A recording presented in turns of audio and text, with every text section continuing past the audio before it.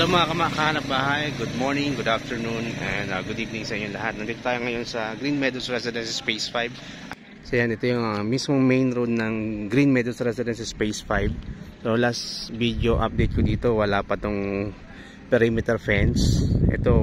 Itong area na to kung saan ako nakapwesto, lupa pa to. Bali doon pa lang dati yung semento, yung last na video ko.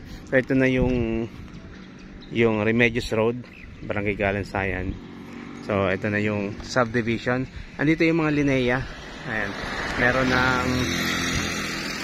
Meron ng bakod. Tingnan natin, silipin lang natin. So yan, ito na yung mga lineya. Yan.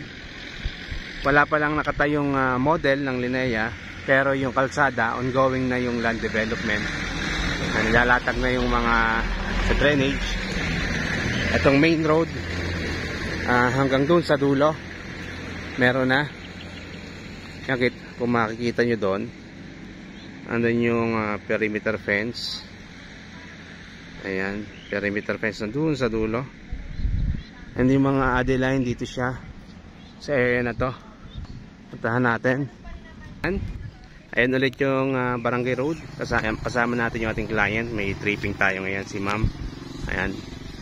Ito na yung sa may mga Adeline, single attach. Hindi na tayo makapasok kasi may padar dito. Straight yan hanggang dun. So nandun ang pinaka gate nitong area na to dito. Yung opening na yun dun sa may padar, yun naman ang gate ng mga lineya dito sa right side. So yung katapat nun, yung gate naman ng mga unit dito sa area na to. So Adeline dito, Adeline, and doon yung mga Jasmine, single attached, and townhouse. Yan. Doon sa bandang likod doon, nandun yung mga Tangerine na inner, Tangerine duplex, Tangerine na single attached. So doon siya. So ito yung bagong update ngayon dito sa Green Meadows Residences. So ito mga kahanap bahay, yung pinaka latest update natin as of today, March 22, 2025. Yan, kita nyo naman, ang dami ng nabago simula nung last na nag-update tayo dito. So still may available pa rin tayong mga units dito.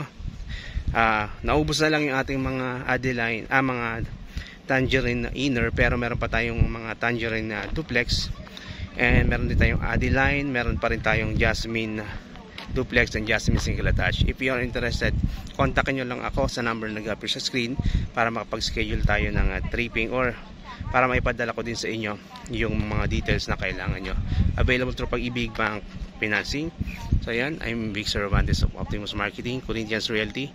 So yan, message lang kami para makapag-schedule tayo ng site viewing. Bye bye.